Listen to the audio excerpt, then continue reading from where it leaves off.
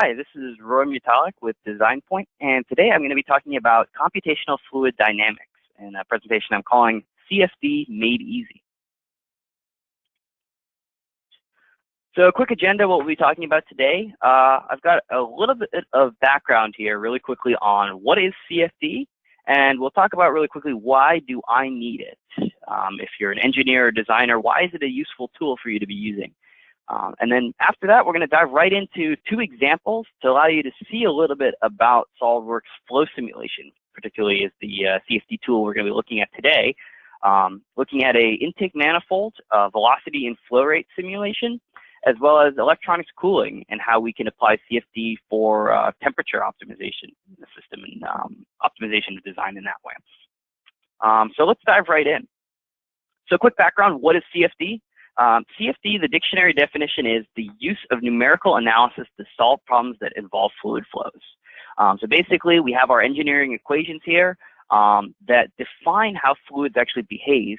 And what we can do is, by providing inputs and solving these equations, we can actually predict what those fluid flows might look like. And that's essentially what we're doing here. We're doing it all mathematically. We're doing it within the computer in this case, having it do the calculations for us and allowing us to, again, mathematically predict fluid flow patterns, trajectories, velocities, pressures, etc. So a lot of different outputs that we can get.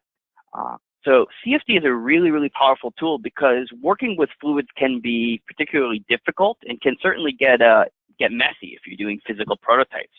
So it allows us to do it mathematically in the computer, which is much nicer. So why do I need CFD? Well, the simplest way I like to put it is think about all the products that you might design. And across all different industries, we see products are interacting with fluids in some way, shape, or form. Unless your product is being used in a vacuum, there's some kind of fluid either around it or inside it. And so being able to simulate that fluid flow can help us understand how the product would actually behave. Whether you're doing industrial machinery or piping and tubing like I've shown there, obviously that has fluid flowing internal to it. Same with medical devices. Oftentimes, things like that syringe I have shown there has a fluid flowing through it. We might want to understand those effects. What about transportation? Well, you might want to look at aerodynamics or drag forces on a vehicle. That's fluid flowing around the object or external to it. And then, of course, an example we'll be talking about as well here, electronics design. So electronics enclosures, heat is often a concern. Conduction of heat through solids, as well as convection of the heat into the air. And we want to understand what adding fans or moving air through the system would do in terms of cooling of these electronics enclosures. So CFD is widely applicable to really any product that's being designed, and that's why it's useful for you as a designer or engineer to be able to validate how your product is actually going to work. The other way I like to talk about it is think about your products, and do you create physical prototypes to test your designs? And if the answer is yes, CFD and simulation are tools that you can use to assist in this process. CFD can really be looked at as a prototyping tool. Imagine a process where you might have 4 or 5 different options for a design that you'd like to prototype, you'd like to test to see which one functions the best. Well, if we can use CFD to test all of those designs prior to even prototyping, we may be able to eliminate 1 or 2 or more of those designs and not have to prototype them. And think about the cost of a prototype, both in terms of time and money. Prototypes often have long lead times because they're custom parts that have to be created and are often very costly to create. So if we can eliminate creating those prototypes, we can really save our organization a lot of money. So that's why we might need CFD. It's going to help us design better products and eliminate prototypes that we have to test in that way. So the CFD tool we're going to be looking at today is SOLIDWORKS flow simulation. What I'll be showing you is that it's really an easy and intuitive CFD tool that's fully integrated into your SOLIDWORKS CAD. So CFD has a little bit of a stigma that you have to be, have a PhD in fluid mechanics to understand and be able to use it effectively. And what we'll see is that with SOLIDWORKS flow simulation, that certainly isn't the case. We can rapidly set up our studies here, and we'll be able to see results very quickly and very easily. In these particular examples, I'm going to show you how we can understand real-world behaviors such as flow trajectories, velocities, pressures, and then in our second example, we'll also look at temperatures as well. But there are dozens more parameters that we can output from SOLIDWORKS flow simulation directly. So really widely applicable. And again, the end goal of this is to have early selection of design alternatives and really reduce the number of prototypes that we're creating. So we'll take a look at two different examples today in SOLIDWORKS flow simulation. The first one here is an intake manifold, and we're going to look at fluid flow rates, velocities, and pressures as we have air flowing through that system. And then I'm going to show you an electronics enclosure and understand how we can read temperatures from these chips that are heating up inside that and how we can kind of cool that system. So without further ado, let's jump into the first example here, an intake manifold. So I'm going to go ahead and open up SOLIDWORKS here, and we can take a look. I have here my intake assembly. So you can see it is an assembly of several different components. And what I'm looking to do here is understand the fluid flow internal to this system. So some fluid is going to be flowing in through the inlet over here, and it needs to be distributed evenly and flow out of all 5 outlets here. We want to understand if this particular design is doing a good job of distributing that evenly. So that's what we're going to be simulating. Quick little bit of housekeeping here. Before I actually define the study, I have to do one setup step here, and that's called creating lids. This is an example of an internal flow analysis. So all of the fluid that I'm simulating is going to be inside the system here. If I take a quick section view, you can see sure enough it is hollow. And that's where that fluid is actually going to be. So what I have to do is actually close off the openings, and we're going to define those as inlets and outlets as a part of the fluid flow simulation. So really quickly, I've already created the lids. They're just simple extrusions, and I'll show them here. I've even artificially colored them red color. And I'll flip over to the bottom, and you can see they're just red extrusions that are kind of plugging those openings there. So that's really all they are. Same at the top here as well. You can see I have that one plugged also. So at this point now, we're ready to define our flow simulation study. I'll go ahead and turn on the FlowSim add-in by simply enabling it from my add-ins tab of my command manager here. And we can see it shows up as a tab in the feature tree. I've already got a study defined that I'm going to use to show you some results here, but I do want to take you through how the study setup works, and it is really straightforward. So I'm going to define a new one here.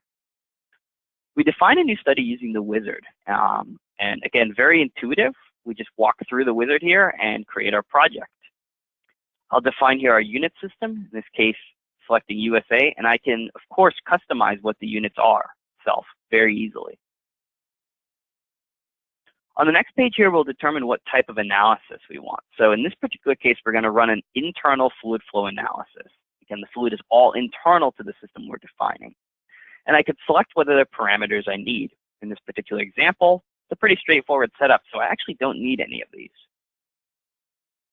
I'll next define what type of fluid I'd like to use. In this particular case, air. You can see there's a variety of predefined fluids that exist right within the system itself. I can also set defaults for wall conditions and thermodynamic parameters. In both cases here, I'm just going to leave them the default for this study setup. And as soon as I hit OK, it creates my study. You'll notice that it defines sort of a rectangular prism around the system here. And what that's saying is that it's automatically identified the computational domain. I don't have to set it. And it's also automatically recognizing the fluid volume internal to the system here. I just need a couple of other setups here to actually get the fluid flowing and to be able to solve the study. So the first thing I'm going to do here is define boundary conditions. Boundary conditions determine how fluid flows in or out of the system. So in this case, I have one inlet at the top here, so I'll define a boundary condition for that. I'm going to select the internal face of this lid here. I'm going to use my little select other command to make sure I'm getting that, because I want to make sure I'm grabbing that inside face, which is where that fluid will be. And I'm just going to tell SOLIDWORKS flow simulation that we have an inlet, maybe a velocity flow, where the fluid is coming in through that face at 1 feet per second. We'll hit the OK to accept. It's really as simple as that to create that result. So now the fluid is flowing into the system, but how do we show it flowing out? Well, I'll do that yet again with another boundary condition here. In this case, simply defining that we have a pressure opening of environmental pressure. So it's just open to the environment so the fluid would be able to flow out. And again, I'll simply select the internal face of that lid. And I could, of course, do the same thing across all 5 of these openings here to define that it's allowed to come out of all 5. Hitting the OK there, we now see that that is an environmental pressure opening. So I would want to repeat that process for all 5 of those, but in the interest of time here, I won't in this example. The last thing I'm going to do is define something called a goal. So a goal is an example of something that we'd like to track and provide some information after the study is solved. So in this particular case, what I might want to do is track the volume flow rate coming out of each of these 5 different openings. And so I can do that defining a goal just the same way, selecting the internal face of that lid and just telling it which particular parameter for my pre-created list here.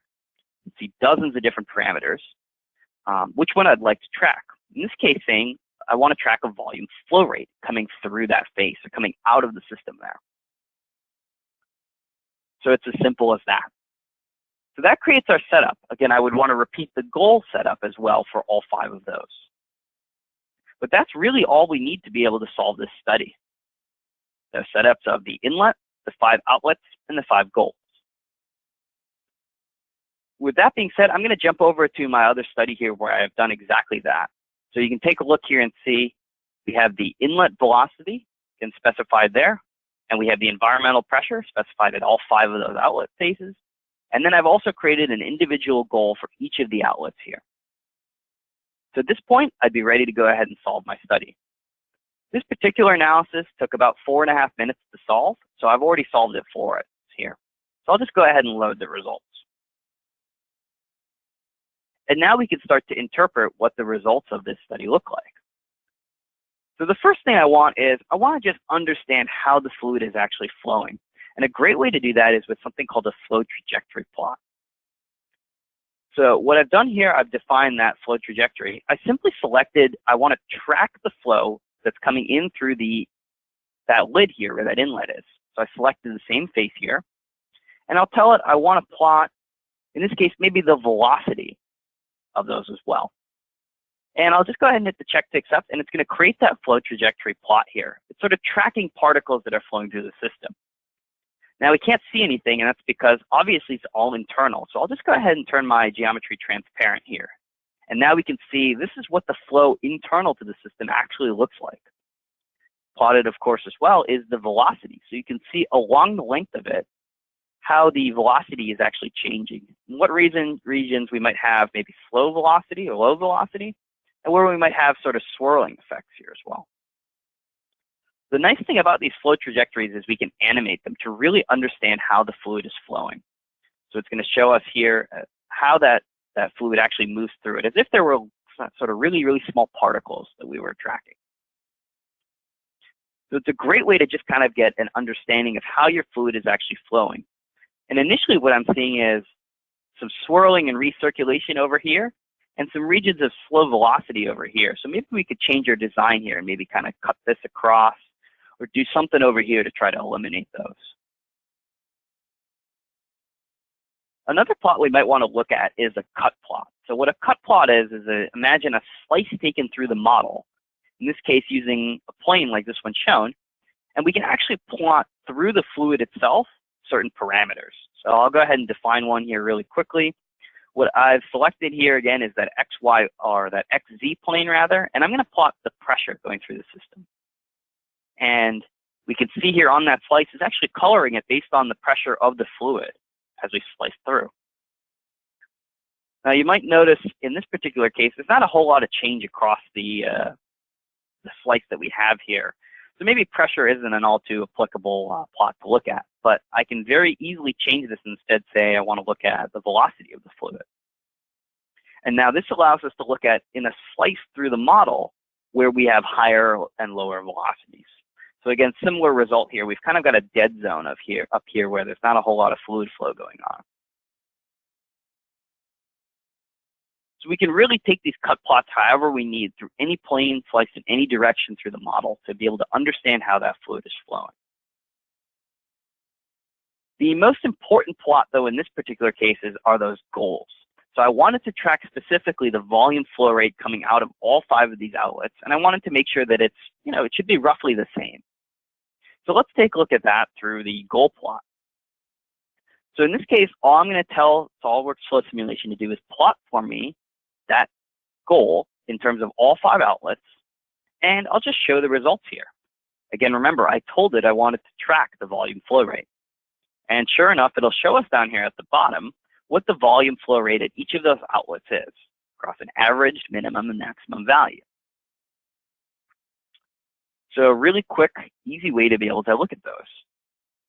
If you want to look at it in even further detail, a nice thing to do here is actually export it to Excel.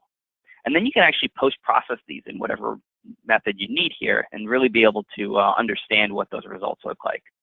So here's right from SOLIDWORKS Flow Simulation, spitting those results into Excel, and we can see all 5 outlets.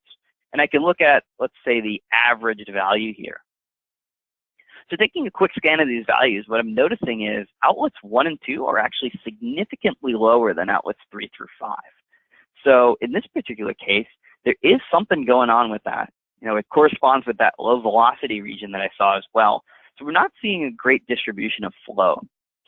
So it looks like this design is actually pretty poor, and I'd want to rework it a little bit to get more even results across all 5 outlets.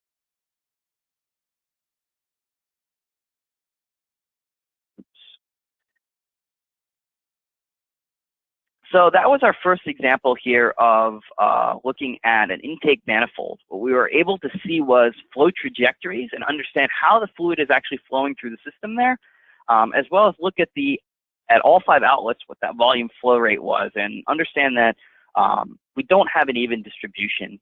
So we'd like to change our design. It would be very simple to do and revalidate based on the same study setup. So let's jump into my next example here, an electronics enclosure, and take a look at how SOLIDWORKS Flow Simulation can actually be used to understand electronics cooling as well. So let's go ahead and close down this study here quickly, and let me open up the electronics enclosure that I've been working on here. So here's our system, and in this particular example, I'm looking at 2 different design scenarios. So I'm specifically focused on this heat sink right here. And what I've actually created are 2 configurations with 2 different orientations of that heat sink. So this is orientation A, and this is orientation B. You can see just rotated 90 degrees. And what I want to understand is what impact does this change make on how well the system is cooled? So a little bit more about the setup of it itself here. This system is open, has these holes on the side here where it's open to the environment, where fluid would be able to flow out. And we actually have right over here, this circular opening is where there would be a fan that would be bringing air into the system, kind of blowing air through the system there to actually cool all of these chips and capacitors and transformers that would be generating heat. So that's what we like to simulate, and specifically in this case, again, we're focusing on the heat sink. So let me go ahead and set up a new study here. So just the same way, I'll define a new study, and I can select my units, etc., whatever I need. And in this particular case here, I'm going to enable also one additional physical feature of heat conduction in solids. So I have some solids here that are generating heat, and I need to see the heat conducting through them, as well as the convection of it going to the fluid itself. I'll go ahead and define my gas again, in this case air. And I have one additional step. Since I defined heat conduction in solids, I have to give a default material that my components are made out of. So let's go ahead and pick, in this case, the default of aluminum. And we'll see how specific components that are made of different materials can be defined. I'll accept the defaults for both the thermodynamic and the wall conditions, and we're off to the races again here. So let's continue with the project setup here. I have a couple of additional steps in this particular example due to a few layers of complexity. So first, let's start out with the solid itself. I have several solid components here that I need to define a material for. And it's done very easily from the tree here, just simply applying solid materials to our components. So I'll go ahead and select, let's say, this heatsink, and I can define from the pre-created library here what material this is made out of. In this case, maybe a particular alloy of aluminum here. Hit the check to accept, and it's simple as that. The material is assigned. I'll do one more here quickly. Maybe our chip here is actually made out of pure gold. So I'll go ahead and select that here for my metals. I'll select gold, and I can go ahead and pick the chip itself there. And so we would repeat that process and simply define our materials for every single one of these components. Next, let's talk about boundary conditions here. So I've got a couple of different conditions here. I said these are open to the environment here, so let's start with that. I'll define a boundary condition just the same way as I did in the previous example of environmental pressure on the inside faces of all these lids here. So again, just the same way as in the previous example, those are just extrusions that are closing those holes. And so I just define those as open to the environment. I need at least one more condition here to get some fluid moving. So remember I mentioned this is actually a fan that's drawing air into the system. So I could define that one of two ways. I could, similarly to the previous example, just create an inlet flow rate coming in. Or one better in this case, I'm actually going to define it as a fan right from the flow simulation library. So I'll tell it what type of fan here and select that face. And from the library itself, I can actually pick based on created fan curves. So you can take a look and see we have a variety of different manufacturers here. And depending on which one we select, we even have fan curves defined for them. So I'll go ahead and grab one here, in this case a 400 series fan. And if you take a look in the library itself, again, we have these curves already created for us for these fans. Of course, if you use specific suppliers of fans, you can get this data from them and create your own fan curves as needed. So let's go ahead and select this fan here and hit the check to accept. You can see with the little graphic, it's showing, in fact, that that is drawing fluid into the system there. Now, the next piece I'll need to add, these chips are generating some amount of heat. And that's really what we want to track, is how the system is cooling. So I need to define here some heat sources to show that that's how the heat is being applied to the system. So that's really simple to do as well, just creating heat sources. We have a couple of different types here. Just doing one quickly, I'll select the heat sink here, and we'll just say this is applying a heat generation rate of 3 watts to the system. And hit the check to accept, and it creates that in our system as well here. I'll do one more here really quickly. Maybe this gold chip here is generating 0.5 watt. So I'll go ahead and key that in and hit the check to accept there. Now, the last thing I'm going to do before solving this study is I'm also going to apply a goal. So I want to minimize the temperature on this heatsink, or track sort of what that temperature on the heatsink is. So I can apply a goal for that as well, selecting that heatsink. And what I want to do is tell it, in this case, I want to track the temperature in this chip here. So I could easily select from this here temperature in solid, and maybe we want to track what that maximum value is. So our study is now completely set up. I want to solve this for 2 iterations though, one with the heatsink in this orientation and one with it rotated 90 degrees. So doing that is really easy as well. I'll just right click and clone the study. And in the process of cloning it, I'll tell it to use a different configuration, in this case, configuration B. It'll do that for me really quickly. And in this case, it's going to just throw me 2 errors really quickly. It's telling me it can't find the heat generation link here. And that's because this component was swapped out, so it doesn't know what to connect to.